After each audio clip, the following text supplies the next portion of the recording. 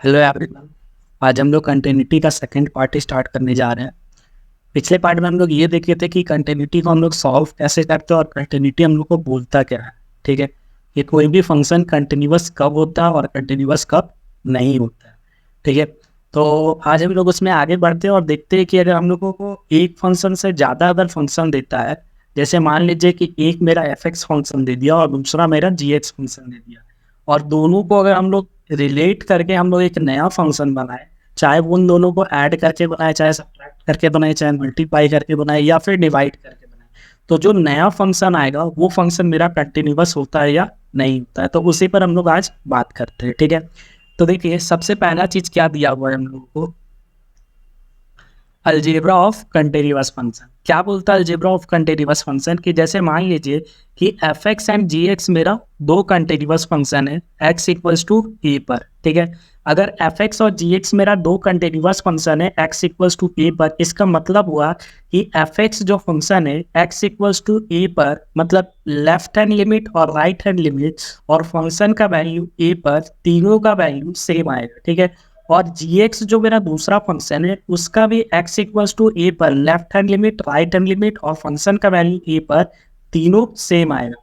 अगर ये दो फंक्शन अपना x इक्वल्स टू ए पर कंटिन्यूअस दिया हुआ है, तब हम लोगों को आगे क्या बोलता है कि अगर दोनों फंक्शन में या फिर कोई भी एक फंक्शन में, जैसे मान लीजिए कि एफ एक्स मेरा फंक्शन था, उस फंक्शन में हम सी कोई कांस्टेंट का मल्टीप्लाई कर दिए, सी इंटू एफ एक्स हम लोग का कंटिन्यूअस होगा। चाहे जैसे हम समझाते हैं, एफ एक्स मेरा कोई फंक्शन मेरा दिया हुआ था, ठीक है, एफ एक्स इक्वल्स टू कुछ भी हम लोग को दे दिया गया वाई। ठीक है, अब अगर इस y में हम कोई कांस्टेंट का मल्टीप्लाई कर दें, जैसे मान लेते हैं कि हम लोगों को कांस्टेंट मिल रहा है c, अगर हम c इंटू एफ एक्स कर देते हैं तो c इंटू एफ एक्स जो होगा वो भी मेरा एक कंटिन्यूअस फंक्शन होगा। ठीक है, तो अगर कोई फंक्शन हम लोग को एफ एक्स दिया हुआ है और किसी कांस्टेंट नंबर का मल्टीप्लिकेशन कर रहे, तो उस कांस्टेंट नंबर का मल्टीप्लिकेशन के वजह से उस फंक्शन में कोई भी चेंजेस नहीं आएगा, वो अगर कंटिन्यूअस है तो कंटिन्यूअस रहेगा। ठीक है, तो हम लोग देखते हैं नेक्स्ट।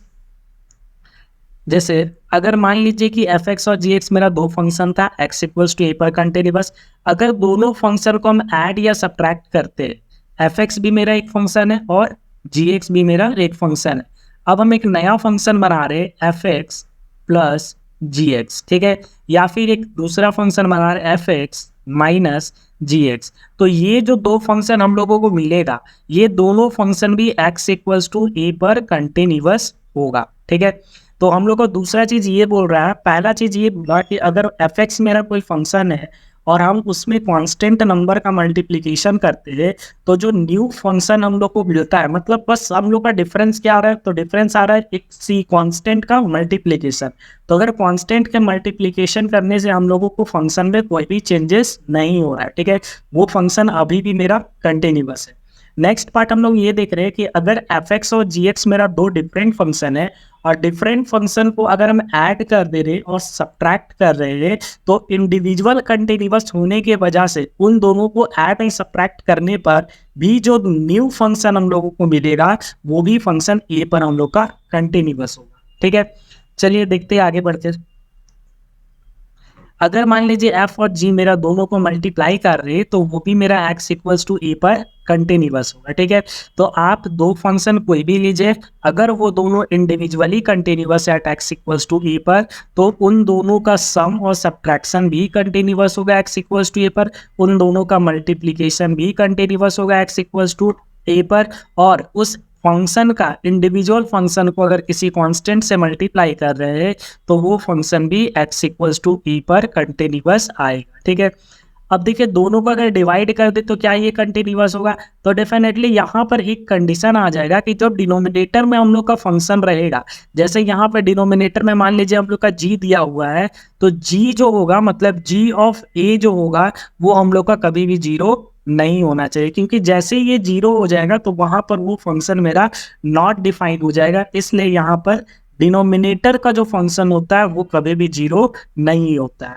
ठीक है, अगर वो जीरो नहीं आएगा तो फंक्शन हम लोग का कंटिन्यूअस हो जाएगा। ठीक है, आगे बढ़ते हैं हम लोग। देखिए अगर मान लीजिए कि एफ मेरा कोई फंक्शन दिया हुआ है और वो कंटिन्यूअस फंक्शन है, ठीक है। तो कंटिन्यूअस फंक्शन तो उसका जो मॉडुलस फंक्शन होगा वो भी मेरा कंटिन्यूअस होगा, बट इसका रिवर्स देखिए तो जरूरी नहीं है कि वो कंटिन्यूअस हो। जैसे हम लोग बात बोलते हैं, मान लीजिए y equals to f x मेरा कोई फंक्शन दिया हुआ है, और अगर हम लोग इसका a पर निकाले, x इक्वल्स टू a पर फंक्शन का वैल्यू निकाल रहे, तो पता चल रहा है ये हम लोग का कंटिन्यूअस है, ठीक है। तो अगर ये कंटिन्यूअस है, मतलब अगर हम लोग लिखे y equals to mod of f x, तो ये भी हम लोगों का क्या होगा, कंटिन्यूअस हो जाएगा, ठीक है। लेकिन इसका अगर रिवर्स करें कि अगर F mod of f x मेरा कंटिन्यूअस है, तो क्या एफ एक्स कंटिन्यूअस होगा, तो ये जरूरी नहीं है कि कंटिन्यूअस हो। तो इसी को बोला जा रहा है कि अगर कोई फंक्शन हम लोग का कंटिन्यूअस है, तो मॉड ऑफ एफ जो है वो भी हम लोग का कंटिन्यूअस होगा, बट इसका कन्वर्स ट्रू होगा ये जरूरी नहीं है, ठीक है। But converse is not true, ठीक है। आगे बढ़ते हम लोग। देखिए अब हम लोग आते हैं थोड़ा सा ग्राफ के ऊपर, ठीक है, कि कौन सा फंक्शन का ग्राफ कैसा बनता है और कौन सा फंक्शन किस पार्ट में हम लोगों का कंटिन्यूअस होता है और किस पार्ट में हम लोगों का कंटिन्यूअस नहीं रहता है, ठीक है। तो यहाँ पर हम लोग सबसे पहले देखते हैं ग्रेटेस्ट इंटीजर फंक्शन, ठीक है। ग्रेटेस्ट इंटीजर फंक्शन क्या होता है, समझिए इसको पहले। देखिए greatest integer function, greatest integer function, greatest integer function क्या बोलता है, सबसे पहला चीज कि ग्रेटेस्ट इंटीजर फंक्शन को हम लोग बॉक्स फंक्शन भी बोलते हैं, ठीक है। इस तरह का बॉक्स फंक्शन भी बोलते हैं, ठीक है, बॉक्स फंक्शन। अब बॉक्स फंक्शन हम लोगों को क्या बोलता है कि अगर इसके अंदर आप कोई भी वैल्यू डाल रहे हैं, ठीक है, अगर मान लीजिए कि हम x लिखें, ठीक है, तो ग्रेटेस्ट इंटीजर ऑफ x हम लोगों को ये बोलता है कि ये हमेशा एक इंटीजर रहेगा, हमेशा एक इंटीजर रहेगा। आप कोई भी वैल्यू डालिए x में, वो हमेशा आपको बाहर निकाल करके एक इंटीजर ही देगा। अगर मान लीजिए कि आप 3.2 डाल रहे हैं, ठीक है, तो 3.2 डाल रहे हैं, तो अगर आप ग्रेटेस्ट इंटीजर से बाहर निकालिएगा तो ये आपको 3 दे देगा, ठीक है। अगर मान लेते हैं हम लोग को यहाँ पर डाला जा रहा है 3, तो ग्रेटेस्ट इंटीजर फंक्शन मतलब ग्रेटेस्ट इंटीजर ऑफ 3 भी अगर हम लिख रहे हैं तो ये भी हम लोगों को 3 ही देगा। ग्रेटेस्ट इंटीजर फंक्शन ये बोलता है shift the number, shift the number to the left side on the number line। Number line, जैसे मान लीजिए कि हम लोगों को एक नंबर लाइन बनाना पड़ रहा है, ये मान लीजिए हम लोग का नंबर लाइन है और यहाँ पर वैल्यू दिया हुआ है -1 -0 1 2 इस तरह से।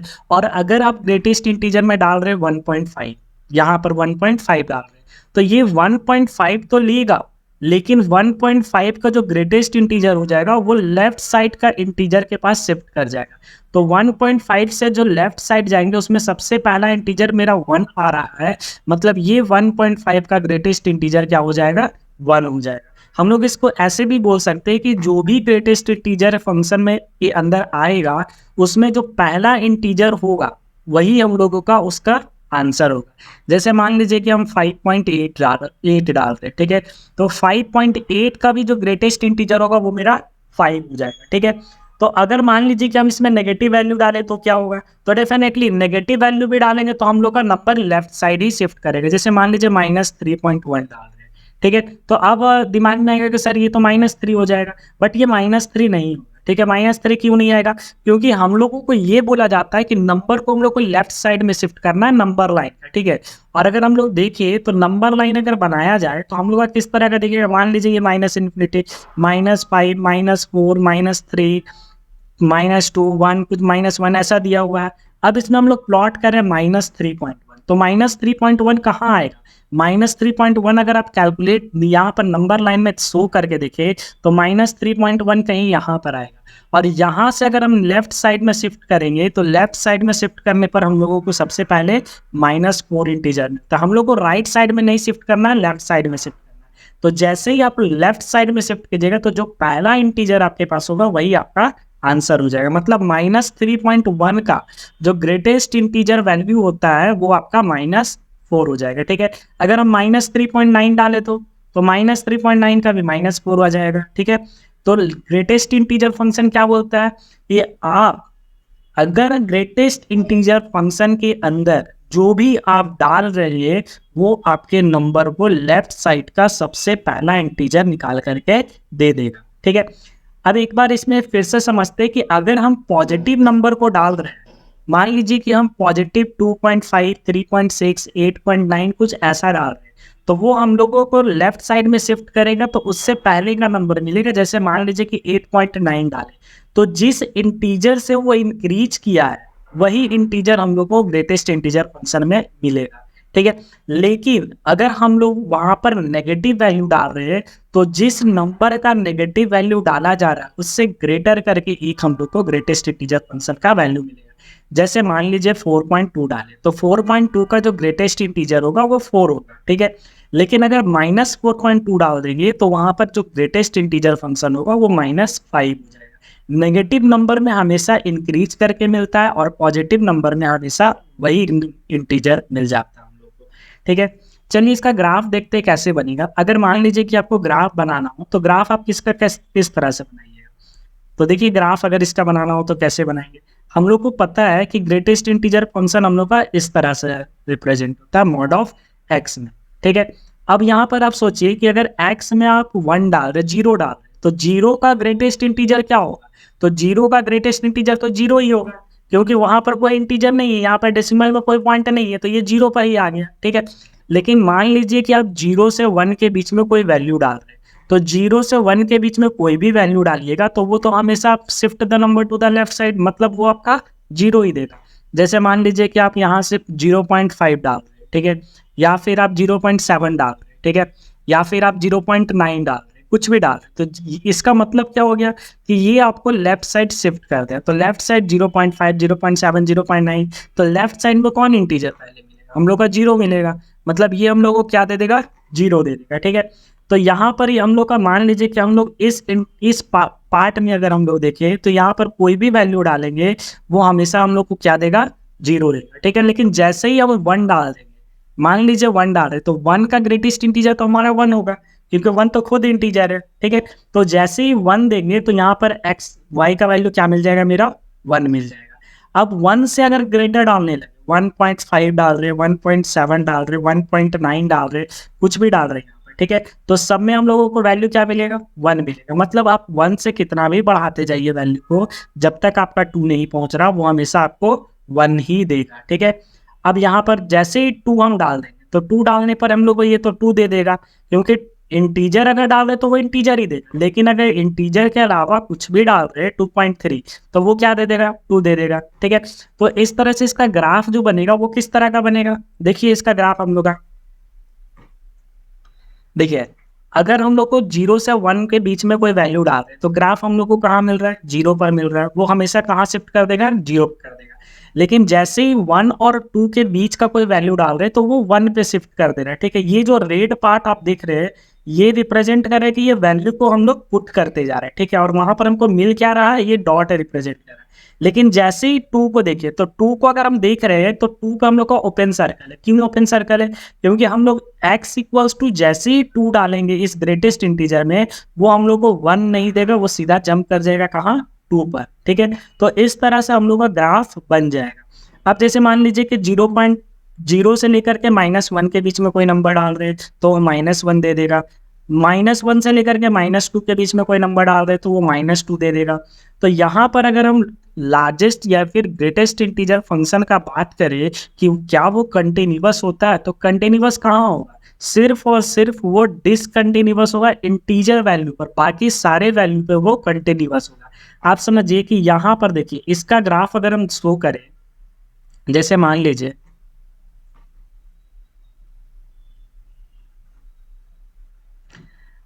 कि हम 0 पर वैल्यू देख रहे हैं, ठीक है। अगर हम 0 पर वैल्यू देख रहे हैं तो क्या हो रहा है कि ये वाला जो पोर्शन हम लोग देख रहे हैं, इस पोर्शन ये मान लेते हैं हमारा 1 है, ये मान ले रहे 2 है, ये मान लेते हैं 3 है, ये मान ले रहे 4 है, ठीक है। तो 0 से 1 के बीच में कुछ भी अगर हम डालेंगे तो वो हम लोगों को 0 देगा, ठीक है। अगर 1 से 2 के बीच में हम कुछ भी वैल्यू डाल रहे हैं तो वो हमेशा हम लोगों को क्या देगा, 1 देगा। तो आप 1.5 डालेंगे तो भी 1 देगा, 1.6 डालेंगे तो भी 1 देगा। और अगर आपको बोला गया कि लिमिट x टेंडिंग टू 1.5 पर चेक कीजिए कि ग्रेटेस्ट इंटीजर ऑफ x मेरा कंटिन्यूअस है या नहीं है। तो हम लोग को क्या चेक करना है कि क्या ये 1.5 इसमें हम लोग का left hand limit, right hand limit और फंक्शन का वैल्यू तीनों हम लोग का सेम आ रहा है या नहीं आ रहा है। ठीक है, तो हम लोग चेक कैसे करते हैं, हम लोग पहले लेफ्ट हैंड लिमिट निकालते हैं, मतलब लिमिट x टेंडिंग टू 1.5 से हल्का कम पर स्मॉल लेस कर देते हैं और हम लोग क्या करते हैं इसमें पुट करते हैं। तो अगर आप लेस कीजिएगा तो क्या होगा, ज़्यादा से ज़्यादा 1.4 करिएगा तो 1.4 का भी ग्रेटेस्ट इंटीजर क्या मिलेगा, हम लोगों को 1 मिलेगा। और अगर RHL निकालेंगे तो RHL क्या बोलेगा, RHL हम लोग को ये बोलेगा limit x tending to 1.5 plus, और 1.5 प्लस में अगर हम लोग निकालेंगे तो क्या दे देगा 1.5 प्लस। अगर इसमें हम लोग पुट करते हैं, मान लेते हैं 1.6 पुट कर रहे हैं, तो 1.6 में हम लोग को वैल्यू क्या मिलेगा 1 मिल जाए, क्योंकि 1.6 का ग्रेटेस्ट इंटीजर निकाले या 1.5 का ग्रेटेस्ट इंटीजर फंक्शन निकाले, दोनों का वैल्यू क्या आ जाएगा हम लोगों का सेम आ जाएगा। ठीक है, ठीक है, तो आगे बढ़ते हैं हम लोग इसमें फिर से। तो यहाँ पर वही दिखाया है कि ग्रेटेस्ट इंटीजर फंक्शन जो होता है वो डिसकंटिन्यूअस होता है सिर्फ और सिर्फ इंटीजर में, क्योंकि इंटीजर 1 पुट करेंगे तो 2 देगा, उस 1 पुट करेंगे तो उसका वैल्यू 1 दे देगा। ठीक है, 2 पुट करेंगे तो 2 दे देगा, लेकिन ये जो x का वैल्यू है वो हमेशा 1 देगा। ठीक है, 1 से 2 के बीच में आप कोई भी वैल्यू पुट कीजिए वो आपको सिर्फ और सिर्फ 1 देगा, लेकिन जैसे ही 2 में आते हैं वो जंप करके 2 दे देता है। तो हम लोग को ये पता चला कि ग्रेटेस्ट इंटीजर जो फंक्शन होता है वो सिर्फ और सिर्फ डिसकंटिन्यूअस होता है इंटीजर पार्ट पर, बाकी सारे पार्ट पर क्या होता है कंटिन्यूअस। आप किसी पर भी वैल्यू पर निकाल करके देखिए 1.5, 1.6, 1.7 सब में आपको वैल्यू सेम ही मिलेगा, लेकिन जैसे ही आप 1 पे निकालते हैं तो 1 से अगर लेस करते हैं मतलब 0.9 तो उसका ग्रेटेस्ट इंटीजर आपको 0 दे देगा, और अगर आप 1 से ग्रेटर करते हैं 1.1 तो उसका ग्रेटेस्ट इंटीजर आपको 1 दे देगा। इसको ऐसे समझिए, थोड़ा सा समझाते हैं। मान लीजिए कि आपको 0.9 दिया गया, ठीक है, तो 0.9 का ग्रेटेस्ट इंटीजर क्या हो जाएगा 0 हो जाएगा, लेकिन अगर आपको 1.1 दिया गया तो 1.1 का ग्रेटेस्ट इंटीजर क्या हो जाएगा 1 हो जाएगा। ठीक है, तो इससे पता क्या चला कि अगर आपको ग्रेटेस्ट इंटीजर फंक्शन इंटीजर पे चेक करने बोला जा रहा है, 1 पे चेक करने के लिए बोला जा रहा है, तो 1 का ग्रेटेस्ट इंटीजर क्या देगा हम लोग को 1 देगा। तो 1 पे चेक करने का मतलब क्या हुआ कि 1 से कम पर चेक करे, 1 से ज्यादा पे चेक करे और 1 पे चेक करे। तो 1 से कम पे चेक करेंगे तो 0.9 मान के चलिए तो उसका ग्रेटेस्ट इंटीजर 0 दिया। 1 से ज्यादा के लिए 1.1 का ग्रेटेस्ट इंटीजर 1 देगा और 1 पर 1 देगा। तो ये और ये तो मेरा सेम आ रहा है, लेकिन क्या ये सेम आ रहा है, नहीं आ रहा है। तो फंक्शन क्या कंटिन्यूअस होगा, तो नहीं होगा। किस पॉइंट पर 1 पर।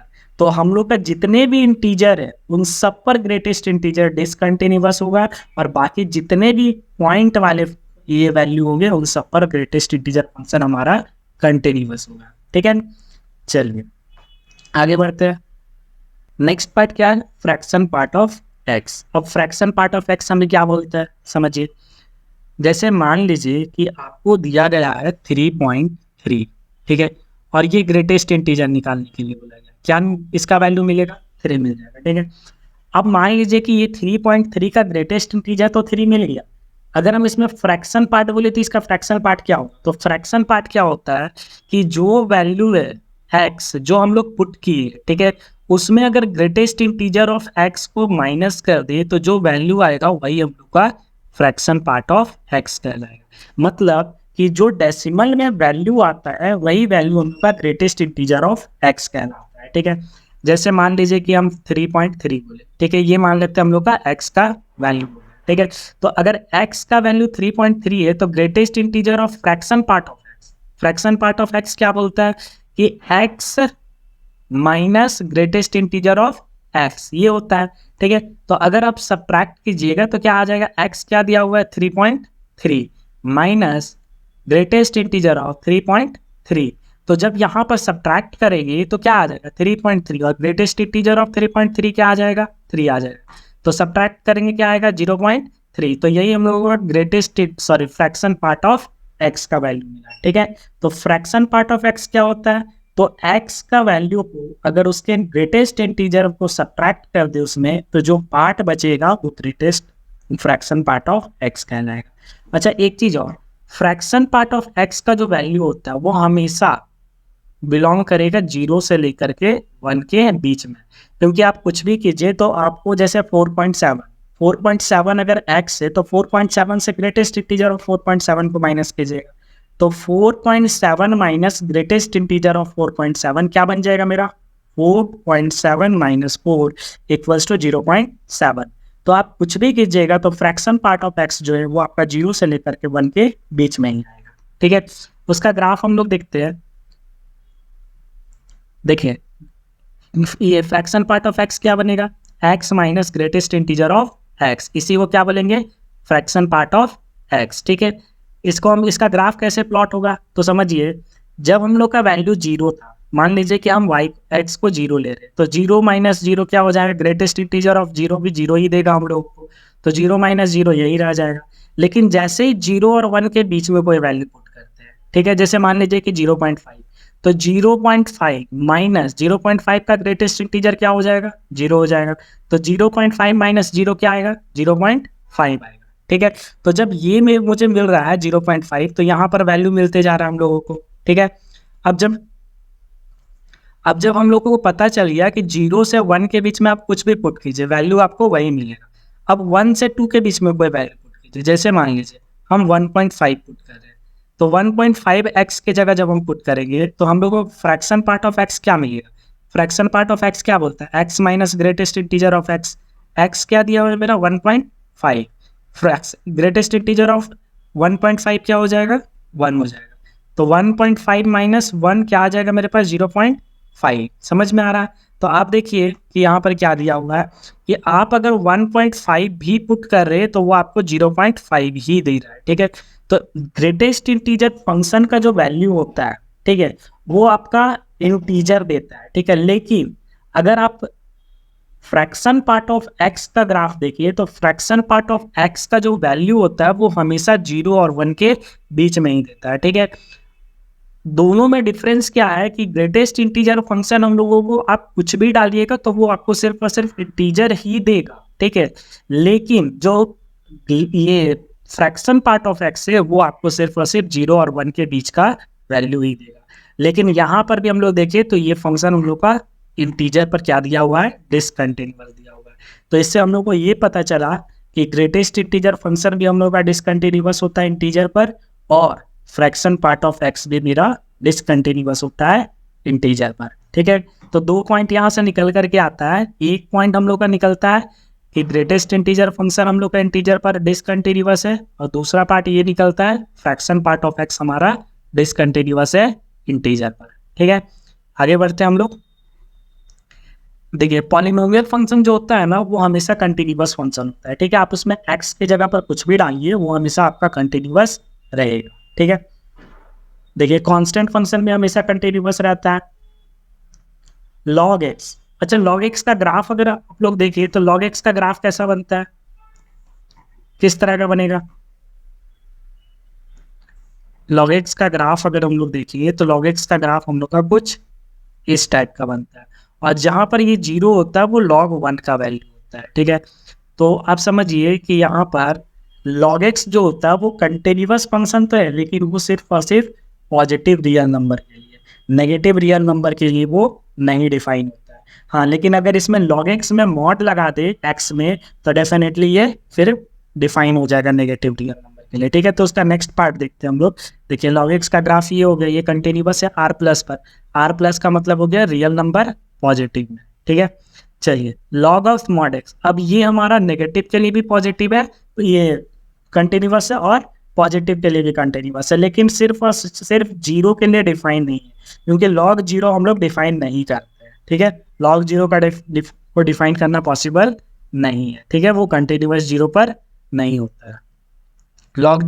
log ऑफ mod x का ग्राफ कैसा बन जाएगा, तो इधर जैसा बनता है उसी का मिरर इमेज इधर बन जाएगा। ठीक है, सिग्नम फंक्शन हमेशा कंटिन्यूअस होता है। सिग्नम फंक्शन क्या होता है, तो सिग्नम फंक्शन वो फंक्शन होता है कि आप x में कुछ भी अगर डालेंगे तो वो हमेशा आपको 0, 1 या फिर -1 देता है। ठीक है, जैसे इसका ग्राफ देख लीजिए, ये क्या होता है, y इक्वल्स टू मान लीजिए दिया हुआ है mod of x upon x, इसी फंक्शन को हम लोग बोलते हैं सिग्नम फंक्शन। ठीक है, आप देखिए x में आप कोई भी वैल्यू डालिए, 1 डाल रहे तो 1/1 1 दे देगा। ठीक है, 1/1 1 दे देगा, क्योंकि मॉड 1 का वैल्यू 1 ही होता है। आप -1 डालिए तो -1 का मॉड डिवाइडेड बाई -1, तो -1 का मॉड तो हम लोग को 1 दे देगा, लेकिन -1 तो नीचे है, तो इसका वैल्यू क्या आ गया, -1। मान लीजिए आपको 0 देना है, ठीक है, तो 0 डालिएगा, तो यहाँ पर हम लोग डिफाइन करके ये चलते हैं कि अगर हम लोग x इक्वल्स टू 0 ले रहे हैं तो वहाँ पर y हम लोग का 0 हो जाएगा, ठीक है। ये हम लोग डिफाइन करके चलते हैं, x इक्वल्स टू 0 पर y हमारा 0 हो जाता है, ठीक है। तो आप समझिए, मान लीजिए कि हम 4 डालना चाह रहे हैं, तो y equals to 4 mod 4 divided by 4, ये हम लोग को क्या दे देगा, 4/4 1 दे देगा। तो आप कोई भी वैल्यू डालिए, ये आपको या तो 1 देगा, या तो -1 देगा, या तो फिर 0 देगा। इन 3 वैल्यू को छोड़ करके ये आपको और कुछ भी नहीं दे सकता है, ठीक है। तो यहाँ पर देखिए y इक्वल्स टू या f x equals to mod of x divided by x, ये कंटिन्यूअस डिसकंटिन्यूअस कहाँ होता है, सिर्फ और सिर्फ 0 पर होता है, ठीक है, क्योंकि 0 पर इसका ग्राफ ना ऊपर आता है ना नीचे रहता है, इसको 0 पर हम लोग 0 वैल्यू दे करके ही डिफाइन करते हैं, ठीक है। चलिए, साइन एक्स कॉस एक्स ये हमेशा कंटिन्यूअस रहता है। e का पावर x का ग्राफ देख लीजिए कैसा बनेगा, कुछ इस तरह का बनेगा, ठीक है। और ये फंक्शन कंटिन्यूअस हमेशा दिख रहा है कि ये कंटिन्यूअस रहेगा पूरे रियल नंबर में, ये आगे चलता रहेगा, ये बैक में भी चलता रहेगा, ठीक है। देखिए मॉड एक्स भी हमेशा कंटिन्यूअस रहेगा, मॉड एक्स का ग्राफ वी शेप का बनता है, ठीक है। 10x हम लोग का हर जगह पर कंटिन्यूअस नहीं रहता है, ठीक है। तो 10x का ग्राफ अगर आपको याद हो तो 1090 डिग्री का वैल्यू हम लोग का नॉट डिफाइन देता है। तो जहां पर फंक्शन ब्रेक कर गया, जहां पर फंक्शन ब्रेक करता है या फिर हम लोग कंटिन्यूअस नहीं कर पाते हैं, तो वहां पर वो फंक्शन हम लोग का डिसकंटिन्यूअस हो जाता है। और 10x का ग्राफ अगर हम लोग देखें तो कुछ इस टाइप का बनता है, ठीक है। तो यहाँ पर देखिए आप हर जगह पर ग्राफ हम लोग का ब्रेक हो रहा है, ठीक है। यहाँ जा रहा है इनफाइनाइट डिस्टेंस पर, फिर माइनस इनफाइनाइट से स्टार्ट हो रहा है। तो इस तरह का सिचुएशन जो रहेगा वहां पर हम लोग का फंक्शन कंटिन्यूअस नहीं रहेगा। और ये कहाँ पर रहेगा, तो ऑड मल्टीपल ऑफ π/2, जितने भी ऑड मल्टीपल ऑफ π/2 है उन सब जगह पर फंक्शन क्या रहेगा, मेरा डिसकंटिन्यूअस रहेगा, ठीक है। सेक एक्स का फंक्शन उसी तरह से देख लीजिए, ग्राफ कहाँ पर डिसकंटिन्यूअस हो रहा है, ठीक है। वहां पर भी ऑड मल्टीपल ऑफ π/2 पर हम लोग का फंक्शन ग्राफ डिसकंटिन्यूअस हो रहा है, ठीक है। कॉटेक्स का ग्राफ में देख लीजिए, ये पाई -2π -3π, इस तरह का जितने भी n पाई होंगे उन सब जगह पर हम लोग का कॉटेक्स का फंक्शन डिसकंटिन्यूअस होगा, ठीक है। कॉसेक एक्स को भी देख लीजिए, ये भी डिसकंटिन्यूअस हो जाएगा सिमिलरली। अच्छा, जितने भी पॉलिनोमियल्स होते हैं, ट्रिग्नोमेट्रिक फंक्शन होते हैं, एक्सपोनेंशियल होते हैं और लॉगरिथमिक फंक्शन, तो वो सारे अपने डोमेन में कंटिन्यूअस होते हैं, ठीक है। अब बोलिएगा कि ये डोमेन क्या होता है, तो डोमेन एक्स का जो वैल्यू हम लोग पुट कर रहे हैं उसी को बोलते हैं, ठीक है। तो वो हम लोग का कंटिन्यूअस होता है, ठीक है। अब देखिए एफ एक्स अगर मेरा कंटिन्यूअस फंक्शन है और जी एक्स मेरा डिसकंटिन्यूअस फंक्शन है, ठीक है। एक फंक्शन मेरा कंटिन्यूअस दे रहा है और दूसरा मेरा डिसकंटिन्यूअस दे रहा है, तो दोनों को अगर ऐड करते हैं तो जो फंक्शन नया आएगा वो हमेशा डिसकंटिन्यूअस होगा, ठीक है। अगर एफ एक्स मेरा कंटिन्यूअस फंक्शन है और जी एक्स मेरा डिसकंटिन्यूअस है कोई point x equals to a पर, तो ये जरूरी नहीं है कि जो दोनों को मल्टीप्लाई करे तो मेरा डिसकंटिन्यूअस ही हो, ठीक है। वो कंटिन्यूअस भी हो सकता है, ठीक है। अच्छा, ये समझिए, इफ एफ इज कंटिन्यूअस, अगर कोई फंक्शन एफ है और वो कंटिन्यूअस दिया हुआ है किसी पर्टिकुलर पॉइंट पर, और बोला गया है कि जी मेरा कंटिन्यूअस फंक्शन है, ए पुट करेंगे, जैसे समझिए अगर हम लोग यहाँ पर देखें कि एफ एक्स मेरा कोई फंक्शन है, ठीक है, और जी एक्स मेरा कोई फंक्शन है, ठीक है। हम एक्स इक्वल्स टू ए कुछ पुट किए इसमें, ठीक है, और ए पुट कर रहे हैं तो ये फंक्शन मेरा कंटिन्यूअस मिल रहा है, और ए पुट करने पर इसका वैल्यू मान लेते हैं बी आ रहा है। अब इस बी को अगर हम इस जी एक्स में पुट करें और बी पर हम लोग जी एक्स को चेक करें, मतलब जी एक्स को किस पॉइंट पे चेक करना है, लिमिट एक्सटेंडिंग टू बी पर, जो एफ एक्स का वैल्यू दिया हुआ है। अगर ये हम लोग का कंटिन्यूअस हुआ तब हम लोग बोल सकते हैं कि जी ओ एफ जो होगा ये हम लोग का कंटिन्यूअस होगा eight x equals to a पर, ठीक है। देखिए अगर एफ कोई फंक्शन दिया हुआ है और डिसकंटिन्यूअस बोला गया किसी इंटरवल में, तो वो एटलीस्ट एक पॉइंट पे कम से कम वो डिसकंटिन्यूअस होना चाहिए, ठीक है। जैसे समझिए कि अगर मान लीजिए हम लोगों को बोला जा रहा है कंटिन्यूटी ऑन एन इंटरवल, क्या बोला गया कि एक फंक्शन है एफ एक्स और ये कंटिन्यूअस है किसी open interval a and b. Open का मतलब होता है ये वैल्यू को इंक्लूड नहीं करना रहता होता है, ठीक है। तो अगर ए और बी के इंटरवल में कोई फंक्शन कंटिन्यूअस है तो ए और बी के बीच में जितने वैल्यू आएंगे वो सारे वैल्यू पर एफ एक्स मेरा कंटिन्यूअस होना चाहिए। अगर एक वैल्यू पर भी फंक्शन मेरा डिसकंटिन्यूअस हो गया तो उस पूरे इंटरवल में फंक्शन जो कहलाएगा वो डिसकंटिन्यूअस कहलाएगा, ठीक है। जैसे y equals to greatest integer of x, हम लोग अभी बात किए थे ग्रेटेस्ट इंटीजर ऑफ x पर, ये कंटिन्यूअस होगा कहाँ से कहाँ, 1 से 2 तक में, क्योंकि 1 से 2 तक में अगर हम कोई भी वैल्यू डालें तो वो हमेशा एक ही वैल्यू देगा 1, ठीक है। क्योंकि ग्रेटेस्ट इंटीजर ऑफ 1 से लेकर के 1.2 अगर हम लोग यहाँ पर लिखे y equals to greatest integer of 1 से लेकर के 2, तो ये हमेशा क्या देगा 1। मान लीजिए कि 1.1 डाल रहे, 1.2 डाल रहे, 1.3 डाल रहे, कुछ भी डाल रहे, तो वो हमेशा हम लोगों को 1 देगा, 2 नहीं डालना है, ठीक है। 2 डालेंगे तो वो 2 दे देगा, इसलिए यहाँ पर हम लोग का ओपन ब्रैकेट दिया हुआ है, ठीक है। चलिए क्लोज इंटरवल, सेम चीज है कि अगर हम लोग का कोई कंटिन्यूटी दिया गया है कि एफ एक्स इक्वल्स टू ए से बी में कंटिन्यूअस होना है तो वो पूरे पॉइंट पे कंटिन्यूअस होना चाहिए, ठीक है। साथ में ए और बी पॉइंट पर भी कंटिन्यूअस होना चाहिए, ठीक है। चलिए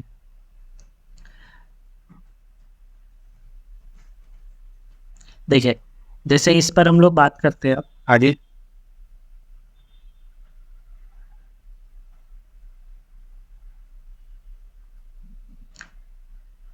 कुछ क्वेश्चंस हम लोग देखते हैं अब यहाँ पर। जैसे मान लीजिए कि ए मेरा कोई फंक्शन है एफ और ये कंटिन्यूअस है एक्स इक्वल्स टू ए पर, ठीक है। तो इससे हम लोगों को क्या बात पता चलता है कि हम लोगों को बोलना क्या चाहता है, कंटिन्यूअस में हम लोग बोले थे left hand limit, right hand limit और फंक्शन का वैल्यू ए पर तीनों इक्वल होना चाहिए, ठीक है।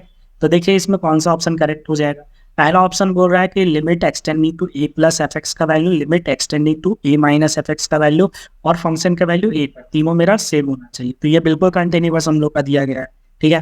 तो आंसर इसका फर्स्ट हो जाएगा, ठीक है। अब इसमें बोला जा रहा है सेकंड क्वेश्चन कि f x and g x मेरा कंटिन्यूअस फंक्शन है एक्स इक्वल्स टू ए पर, then which of the following are true, कौन सही है देखते हैं।